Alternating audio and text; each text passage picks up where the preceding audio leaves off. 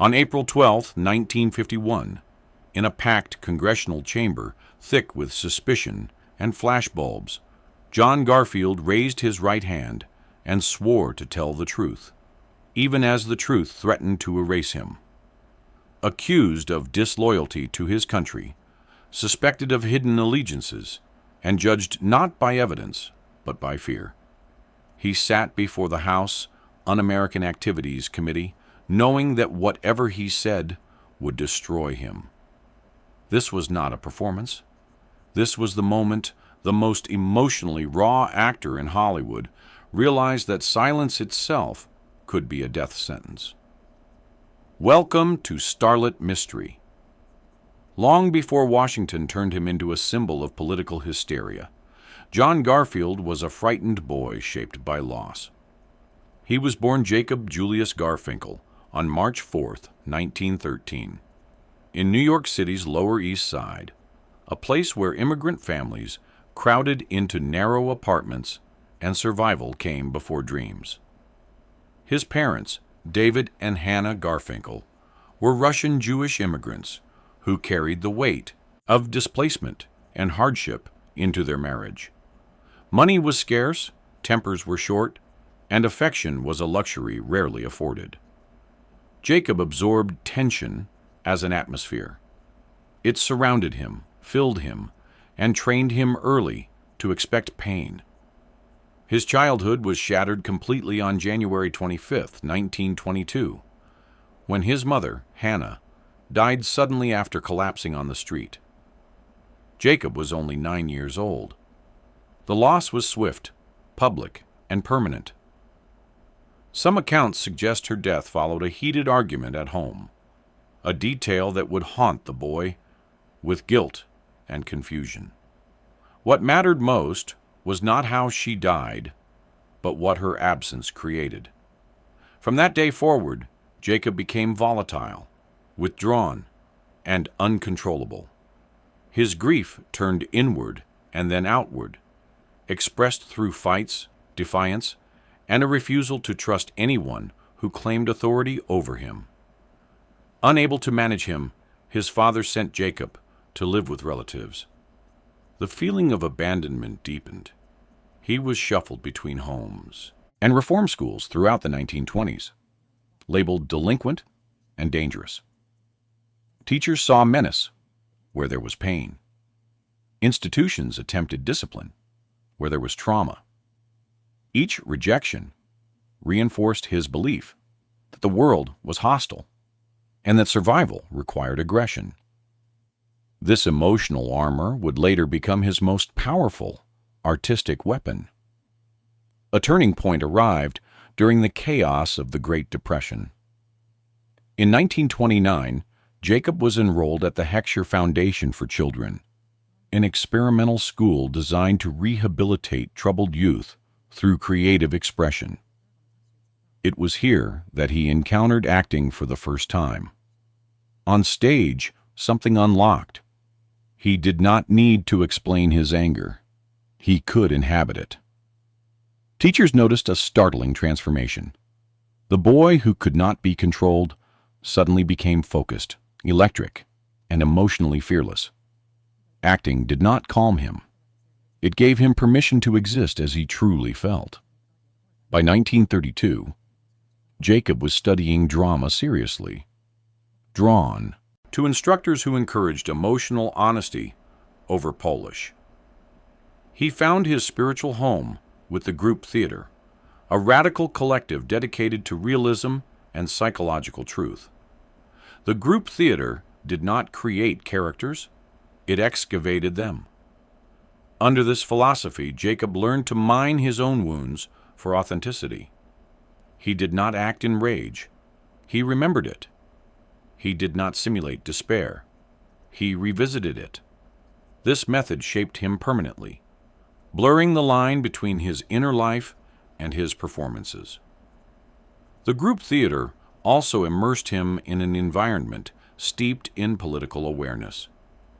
Many members were socially progressive, openly critical of economic injustice, and sympathetic to left-wing ideals. Jacob absorbed those discussions, not as ideology, but as empathy. He had lived the desperation they described.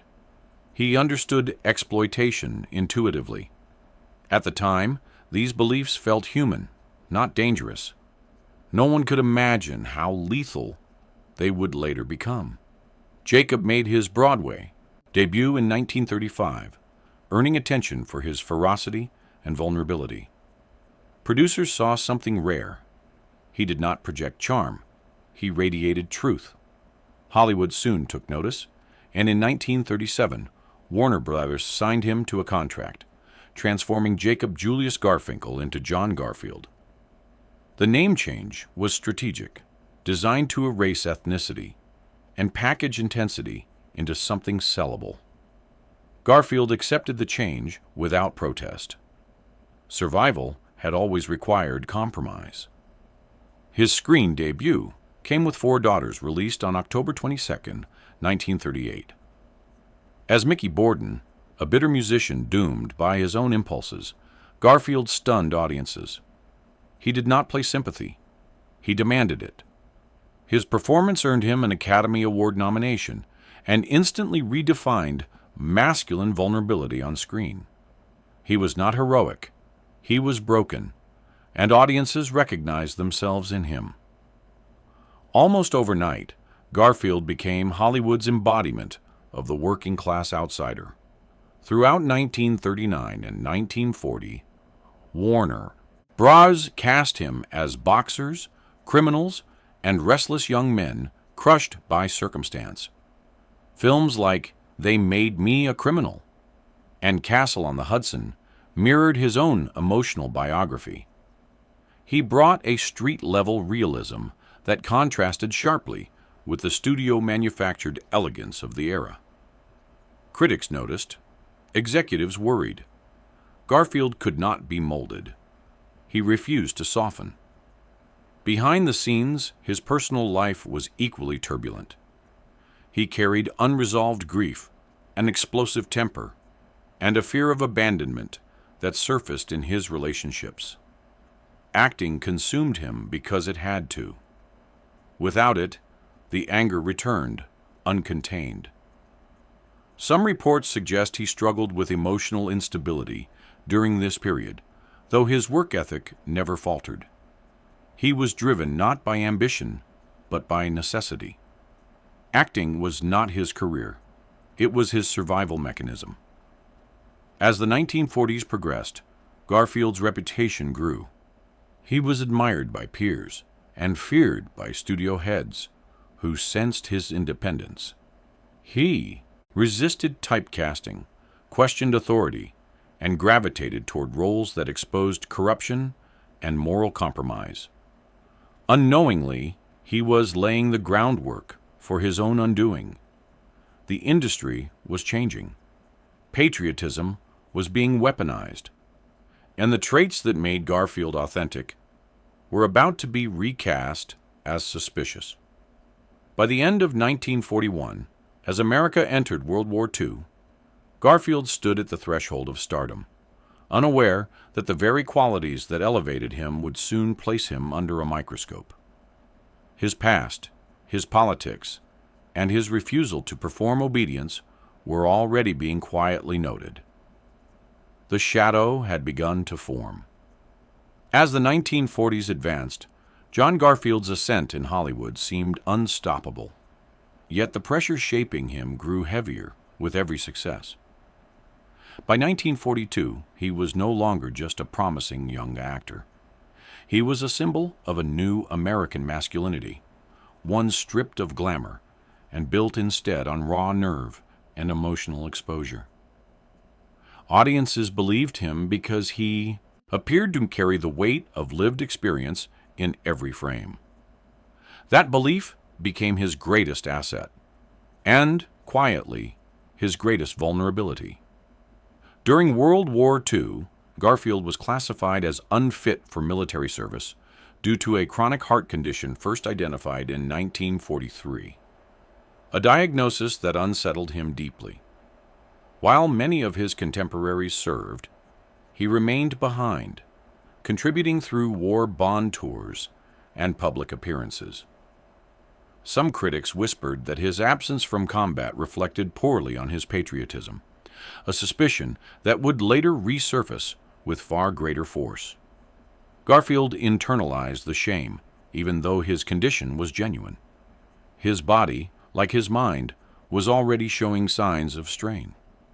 On July 7, 1945, Garfield married Roberta Seidman, his childhood sweetheart, a woman who understood his volatility better than anyone.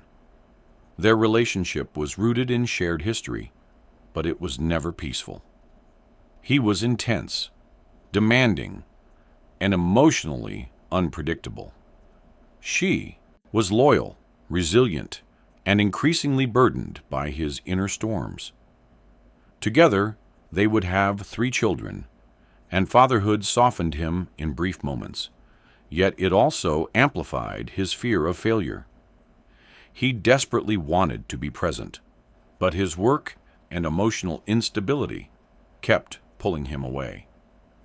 Professionally, Garfield entered his most celebrated period in the mid-1940s. With The Postman Always Rings Twice, released on May 2, 1946, he delivered a performance soaked in erotic tension and moral decay. The film shocked audiences and confirmed his reputation as an actor unafraid of darkness. That same year, doctors formally warned him that his heart condition could worsen under stress. Garfield ignored them. Rest felt like surrender. His defining moment arrived with Body and Soul, released on August 30th, 1947. Playing a boxer who sacrifices integrity for success, Garfield exposed the corrosive nature of ambition with terrifying clarity. The role mirrored his private anxieties.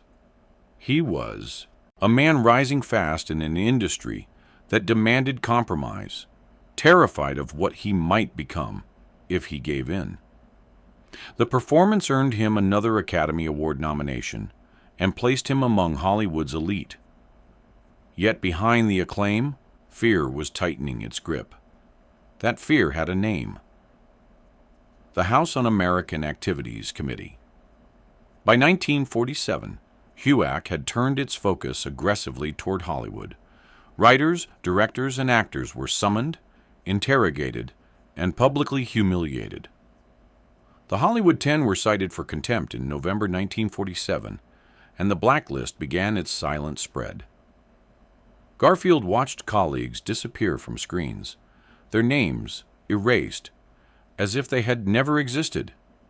He believed he was safe. He had never been a member of the Communist Party. He loved America. But he had attended meetings, signed petitions, and supported causes that now carried the stench of treason. The atmosphere in Hollywood shifted rapidly. Studios demanded loyalty oaths. Agents advised compliance. Fear replaced creativity. Garfield, shaped by the group theater's belief in artistic conscience, resisted. He refused to denounce friends. He refused to play the obedient patriot on cue. This defiance, subtle but visible, placed him under scrutiny. In 1948, sensing the ground shifting beneath him, Garfield formed his own production company. It was an attempt at control, independence, and protection. Instead, it marked him as dangerous. Studio executives interpreted autonomy as rebellion. Government investigators interpreted it as concealment. His phone calls were rumored to be monitored. His name appeared in confidential reports. Some reports suggest he knew he was being watched, a realization that fed his paranoia and insomnia. At home, the strain was relentless. His marriage deteriorated under the weight of fear and exhaustion. He oscillated between tenderness and fury, desperate to shield his family, yet incapable of providing stability. Roberta urged caution. Garfield bristled at the idea of silence as survival. He believed that compliance would hollow him out completely. This internal conflict began to erode his health faster than any doctor could measure. By 1949, roles became scarcer. Scripts he would once have headlined quietly passed to others. Studios cited scheduling conflicts. Agents stopped calling. Garfield understood the message. He was being punished without trial. His heart condition worsened, exacerbated by anxiety and relentless pressure. Some accounts suggest he self-medicated with alcohol during this period, though those close to him emphasized that he remained disciplined about his work. What he could not discipline was his fear. As the decade closed, Garfield stood at a crossroads. He could name names and preserve his career, or he could remain silent and risk everything. Friends were divided. Some urged him to cooperate. Others warned that once you spoke, there was no return. Garfield was trapped between survival and integrity, a conflict that mirrored every role that had made him famous. By the beginning of 1950, he knew the confrontation was inevitable. The subpoena had not yet arrived, but its shadow followed him everywhere. His performances took on a darker edge. His smile faded. The man who had once radiated defiant energy now moved as if bracing for impact. The rise had been breathtaking. The fall was approaching, slow, inevitable, and merciless. By early 1951, John Garfield was living under a constant sense of surveillance, as though every word he spoke might be recorded, every silence misinterpreted. The blacklist was no longer a rumor. It was a reality that crushed careers without leaving fingerprints. Friends stopped calling. Invitations disappeared. Work evaporated. Garfield's name, once spoken with admiration, was now uttered in whispers. The reckoning arrived on April 12, 1951. Summoned before the House Un-American Activities Committee in Washington, Garfield faced a panel that demanded not truth but submission. He denied Communist Party membership, a statement consistent with all verified evidence. Yet he refused to accuse others or validate the committee's tactics. He issued a carefully worded declaration affirming his loyalty to democratic values while defending the right to conscience. It was not enough. To the committee, silence was guilt. To the studios, controversy was poison. Within weeks, Garfield was effectively unemployable. His production company collapsed. Contracts were quietly withdrawn. He was not officially blacklisted, yet the result was identical. Hollywood closed its doors without explanation. The isolation was profound. A man whose identity was inseparable from his work suddenly had no place to perform, no audience, no release. The psychological impact was devastating. Garfield became withdrawn, suspicious, and increasingly ill. His heart condition, diagnosed years earlier, deteriorated sharply under the strain. Doctors warned him repeatedly to avoid stress. He lived in it. Some reports suggest he feared that even his children might suffer consequences because of his refusal to cooperate. The weight of that fear hollowed him out. In February 1952, his marriage reached its breaking point. Roberta Seidman filed for divorce, citing emotional cruelty and instability. For Garfield, the separation was catastrophic. He had endured poverty, loss, and persecution, but the collapse of his family stripped away his last sense of grounding. He believed he had failed as a husband and a father, a belief that deepened his despair and intensified his self-blame. Physically, he was failing. Friends described him as gaunt, exhausted, and trembling. His sleep was fractured by anxiety. His chest pains increased. Yet he continued to search for work, clinging to the hope that talent might outweigh fear. A few independent producers expressed interest, then withdrew. The blacklist functioned through silence, and silence was absolute. On May 21, 1952, John Garfield collapsed in a New York City apartment. He was rushed for medical help, but it came too late. He died of a heart attack at 39 years old. The official cause was coronary thrombosis. Unofficially, many believed that relentless stress, professional exile, and emotional devastation accelerated his death. The industry that had celebrated him offered no public reckoning. His funeral was attended by friends who understood the cost of integrity in an age of fear. Quiet anger circulated through the room. No studio representatives spoke. No government officials acknowledged their role. The silence that had destroyed his career now surrounded his death.